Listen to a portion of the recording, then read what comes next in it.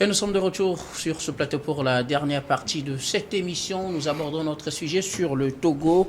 Le président Faure Gnassingbé vise un État stratège à l'horizon 2030. Le président togolais au sommet des leaders mondiaux sur l'investissement a exprimé sa vision du monde de demain et du Togo en se basant sur l'expérience du Togo. Il voudrait un État stratège pour l'horizon 2030. Le cœur de mon propos aujourd'hui concerne à moyen terme le rôle de l'État que j'appellerais stratège. C'est le travail de fond sur le rôle de l'État qui, à l'horizon 2030, nous permettra de pleinement réaliser les ambitions d'investissement et par des partenaires publics, par des partenariats plutôt public-privé. Alors, un extrait des propos du président togolais. À ce sommet, il se base sur l'expérience du Togo, son ouverture à des partenaires internes et externes pour le développement économique de notre pays. Un État stratège au plan économique, au plan d'ouverture à l'horizon 2030, Germain. Ben oui, je pense que c'est une occasion, ces assises-là, pour échanger un peu sur les différentes stratégies. Et le président togolais évidemment, et aller vendre son pays aussi, qui, vous le savez, depuis quelques années est passé champion des grandes réformes, notamment surtout au niveau du climat des affaires et dans les différents classements de la Banque mondiale, depuis Doing Business jusqu'au tout dernier, jusqu'à Be Ready au tout dernier classement CIPIA, je crois. Le Togo est un pays reconnu pour ses réformes audacieuses et donc quand le chef de l'État met l'accent sur le partenariat privé-public, c'est dire toute l'importance qu'il donne au secteur privé, aux investissements privés dans le développement de nos pays. Et tout ça est contenu dans le plan national de développement qui a été un peu étendu à la feuille de route, gouvernementale. Et donc l'idée affichée dans cette feuille de route-là et dans le PND et puis avant, c'est de pouvoir amener un développement inclusif dans le pays, tourné vers l'industrialisation du pays, la transformation donc de nos richesses, surtout agricoles sur place, et matérialisée depuis quelques années par la plateforme industrielle d'Atletico-P, qui est l'un des outils qui matérialise ce partenariat public-privé, là où on demande aux investisseurs de venir s'installer au Togo, de mettre en place des unités, de créer des emplois, de créer de la richesse. Et donc, voilà un peu le plan ou le schéma directeur du développement au Togo qui a été présenté donc par le chef de l'État avec ce calendrier-là d'ici 2030. Donc, c'est de faire du Togo un pays stratège qui va contribuer au développement, à la création des richesses et faire le développement des jeunes, des femmes. On a vu un peu la finance inclusive et tout cela en ce moment. Il y a la semaine de la finance inclusive d'ailleurs qui s'organise dans notre pays. Et donc c'est faire le développement pour les populations avec leurs contributions, en tenant compte de leurs besoins, en tenant compte de leurs contributions, et c'est le message essentiel donc le chef de l'État est allé apporter à cette rencontre-là. Il joint les actes à la parole parce que concrètement il y a un certain nombre de choses qui sont en train de se faire et sur le plan de l'industrialisation donc du pays et sur le plan aussi de la formation des jeunes pour qu'ils soient opérationnels sur le terrain, donc l'adéquation donc de la formation aux besoins du pays, aux besoins du monde du travail. Et donc l'un dans l'autre, je crois que le chef de l'État est allé vendre encore une fois le Togo pour espérer attirer encore plus d'investisseurs pour atteindre ses objectifs d'ici 2030. Alors, c'est à l'occasion de ce sommet qui se tient à Abu Dhabi, aux Émirats Arabes Unis. Le chef de l'État est allé vendre l'image du Togo pour attirer les investisseurs. Son idée, c'est d'avoir un État stratège à l'horizon 2030 pour avoir plus d'investissements au Togo, Louis. Oui, je pense que le chef de l'État ou bien son gouvernement sont dans cette logique-là depuis avec ce qu'on appelle le plan national de développement PND qui à un moment donné a laissé place à ce qu'on appelle aujourd'hui feu de route gouvernemental, comme le disait tout à l'heure jamais. Et on se rappelle qu'à l'époque, dans ce plan national de développement, on demandait à ce que le secteur privé apporte 60% des investissements.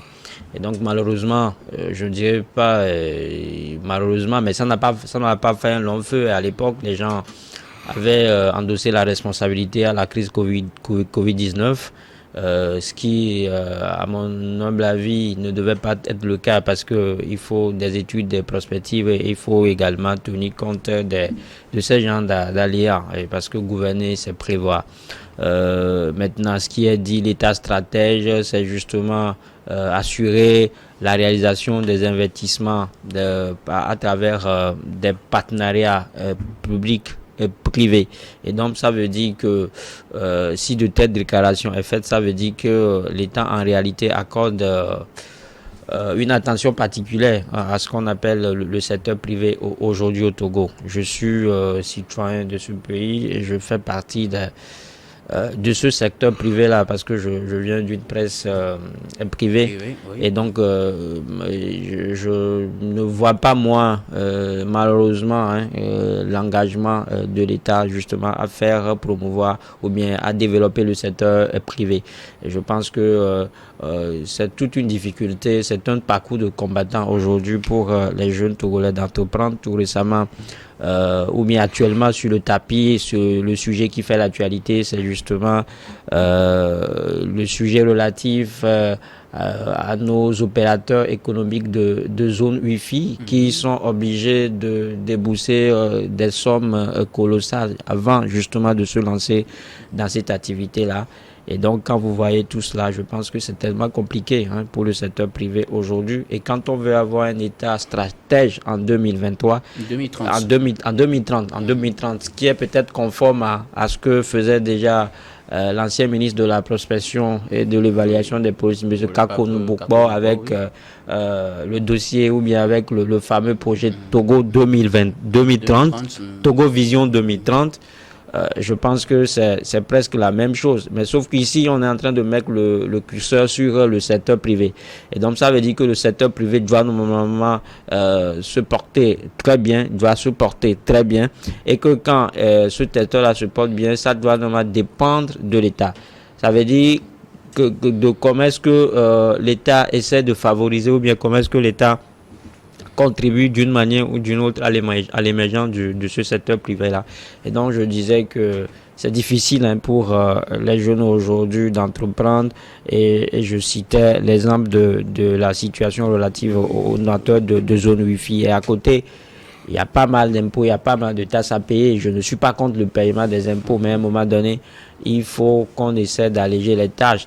Parce qu'on vous dit que c'est facile de créer une entreprise au Togo, même avec 0 francs, on peut entreprendre. Mais je vous dis que ce n'est toujours pas vérifié, ce n'est pas toujours vérifié. Parfois, ce sont des comptes vérités.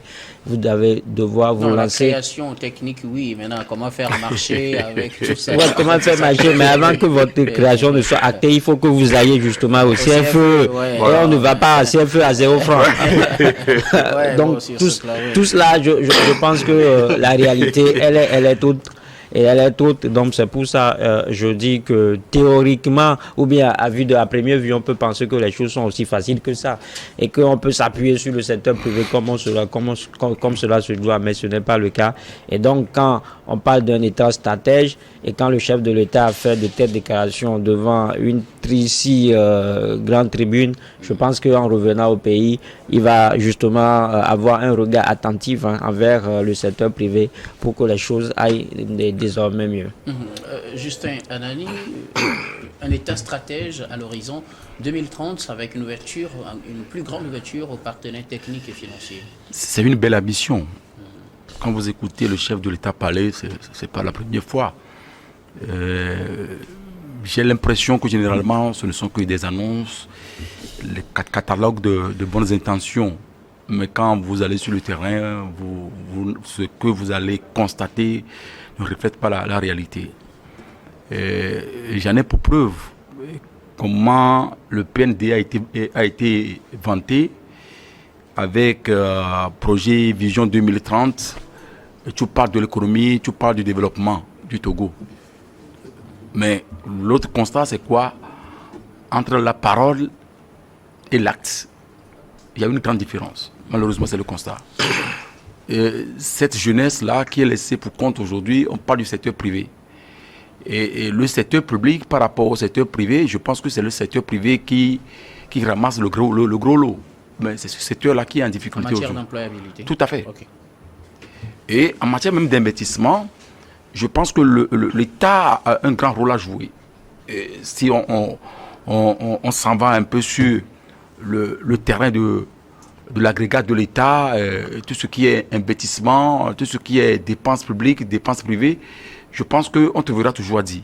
Malheureusement, et la feuille de route dont le PND dont je fais allusion tout à l'heure, qui est devenue par après la feuille de route gouvernementale, et la mise en application même des projets qui sont contenus, il y a problème. Et c'est là où moi je dis, tout ce que le chef de l'État est allé dire avec sa vision d'État stratège en 2030, c'est une bonne intention, mais on dirait peut-être que c'est déjà attendu, c'est déjà vu, c'est déjà connu, et le résultat ne s'y est pas. On ne peut pas prendre tel envol sans tenir compte de la gouvernance. Lorsque la gouvernance même pose problème, c'est difficile de parler des investissements. Et lorsqu'on parle des investissements au niveau du secteur comment on l'appelle, privé, on demande aux investisseurs peut-être de venir s'investir. Il y a un certain nombre de critères, un certain nombre d'éléments qui sont des éléments fondamentaux sur lesquels on ne doit pas badiner. Notamment les questions sur les droits de l'homme, les questions sur l'évolution de la démocratie, l'indépendance de la justice. Ces éléments-là, aujourd'hui, sont des éléments sur lesquels on ne doit pas quand même écarter. On ne doit pas du tout occulter. Mais lorsqu'on constate aujourd'hui que dans un pays où peut-être la justice, entre guillemets, est manipulée, lorsqu'on constate dans un pays où la gouvernance n'est pas appropriée, et on parle de l'investissement, des investissements à l'oreille d'une période de thé, je pense que là, il y a débat, il y a matière. Donc, j'analyse, je me dis que le chef de l'État, bon, il est politique, il a pris la parole au niveau de cette grande tribune, il a parlé, et il a tchatché l'expression. Donc, il veut faire en sorte que le Togo soit quand même ce pays-là, qui soit un pays émergent à l'orée de 2030. Mais en le faisant, je pense qu'il y a un certain nombre de pans sur lesquels on doit revenir et corriger beaucoup avant de penser à cette vision-là. Alors, justement, dans cette vision d'État stratège, le chef de l'État a lancé un appel aux partenaires techniques et financiers à rentrer dans cette nouvelle dynamique et les a encouragés à défendre les capacités budgétaires des pays africains afin qu'ils arrivent à jouer pleinement leur rôle d'État stratège. Quelles sont les conditions qu'il faut réunir aujourd'hui pour attirer justement ces acteurs, ces partenaires techniques et financiers pour jouer ce rôle qu'on leur demande de jouer? C'est déjà la bonne gouvernance. Hein. Il faut faire des réformes. Il faut gérer le pays avec une certaine orthodoxie, comme ça se fait dans certains pays en Occident. Et c'est de ces réformes-là que je parlais en disant que le Togo était l'un des meilleurs élèves de la Banque mondiale. La Banque mondiale, c'est le banquier des États qui a ses critères d'évaluation. Il y a 2 ans, le Togo était pratiquement le meilleur réformateur donc en Afrique. Et aujourd'hui, le Togo fait partie de ce pays-là, une trentaine de pays choisis par la Banque mondiale pour être accompagnés sur le plan financier au niveau du budget. C'est un peu grâce à ces efforts-là. Mais le Togo ne mise pas que sur les partenaires techniques et financiers. Le Togo mise sur le secteur privé. Et c'est vrai que les confrères ont semblé dire que rien n'est fait pour Mais un appel aussi est lancé aux partenaires techniques et Oui, financiers pour investir. Ils viennent, mais l'objectif, c'est de pouvoir mobiliser en interne. Et si l'économie est développée, si les hommes d'affaires, si les entreprises sont prospères, on aura moins besoin de ces appuis budgétaires-là qui viennent d'ailleurs si nos administrations fiscales et douanières et un certain nombre d'institutions permettent de mobiliser ces moyens-là. On pourra passer. Donc, le Togo a intérêt à avoir un secteur privé fort et le Togo met les moyens. Vous savez, là, le mois dernier, il y a eu les journées nationales du partenariat privé-public. Où le gouvernement s'est réuni avec le Conseil national du patronat, avec l'Association des grandes entreprises, avec la Chambre du commerce et plusieurs autres institutions, pour voir comment l'État peut accompagner ces entreprises-là pour qu'elles contribuent à l'économie nationale. Donc, c'est les bases qui sont jetées. Les résultats, le chef de l'État espère les atteindre forcément d'ici 2030. Mais je pense que c'est un bon processus parce que si l'économie est prospère, les États pourront mobiliser en interne. Si les entreprises marchent, paient les impôts. Vous savez, lui parlait tout à l'heure des entreprises de presse. Nous payons aussi les impôts. Vous voyez, donc on contribue à l'économie. Et si demain on devient des entreprises de presse assez fortes et prospères, on va contribuer au mieux. Et donc, je crois que nous aussi, nous devons faire l'effort de rentrer dans ces organisations-là qui ont coutume de discuter avec le gouvernement pour poser nos problèmes parce qu'on est longtemps resté en retrait. On ne se considère pas comme de vraies entreprises. Et la dernière fois qu'on a eu une rencontre avec la CCIT, mais c'est que tous les entrepreneurs, en réalité, sont membres de la CCIT. Quand vous créez une entreprise au Togo, c'est que vous êtes d'office membre de la CCIT. Vous êtes dans le commerce, vous êtes dans l'industrie, vous êtes dans les services et tout ça. Donc ce pont-là, il existe, cette volonté politique existe. Et il faut que les entrepreneurs de différents niveaux aillent parce que l'État justement compte sur ces entreprises-là. Et quand vous prenez des pays comme le Japon, où par exemple l'économie repose à 80% sur le secteur privé. Comprenez un peu ce que le chef de l'État est en train de dire en parlant de ce partenariat-là, parce que l'État seul ne peut plus. Dans tous les pays, on voit un peu l'État faire face à de nombreuses difficultés. Il faut réussir dans nos pays africains qui aspirent au développement à construire des secteurs privés assez forts, des entreprises qui puissent contribuer aux côtés de l'État à créer de la richesse, à créer des emplois, à créer la prospérité partagée. Donc je pense que c'est dans cette logique que le chef de l'État est. Alors, Louis, les conditions sont-elles aujourd'hui réunies au Togo et dans plusieurs pays africains pour permettre effectivement l'arrivée en masse de ces investisseurs étrangers, de ces partenaires techniques et financiers pour pouvoir booster ces économies et veiller à ce que ces États africains deviennent des États stratèges?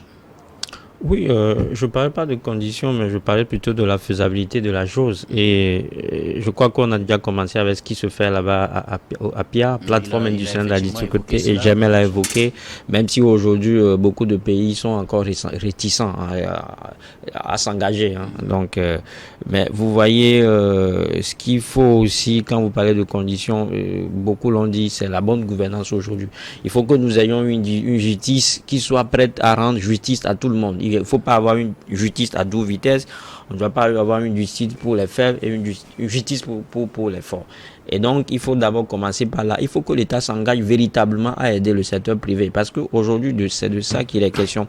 Il y a plein de mécanismes, normalement, qui doivent permettre d'arriver en aide. Oui, mais c'est des choses, c'est des choses en réalité qui sont sur papier. Quand vous parlez de mécanismes, vous allez parler de FAEJ, de ANADEB. Oui, je sais, mais il faut que vous jetez d'abord dans la bataille avant de vous rendre compte que ce n'est pas aussi facile que ça.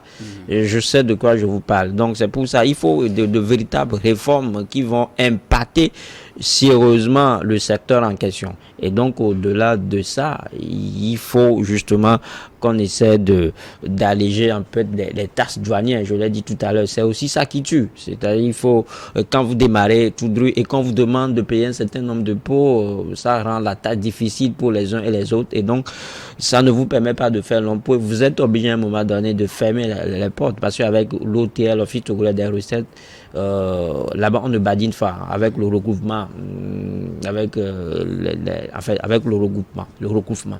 Je n'en suis pas contre, mais à un moment donné, il faudrait qu'on aille mollo pour donner la chance à tout le monde de survivre. Au-delà de ça, il faut que l'État essaie de mettre fin à ce qu'on appelle l'impunité économique. Il y en a tellement trop dans nos pays que les gens ont la facilité de puiser dans la caisse de l'État et de ne jamais t'inquiéter.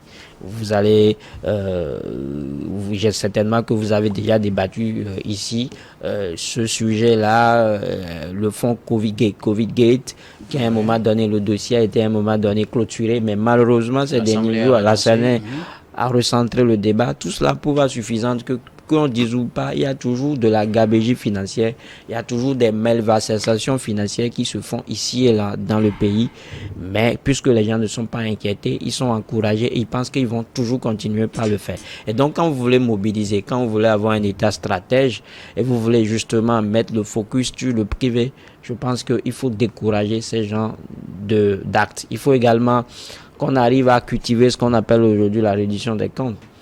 Quand vous êtes sollicité pour un service étatique, il faut qu'à un moment donné, vous vous rendez compte.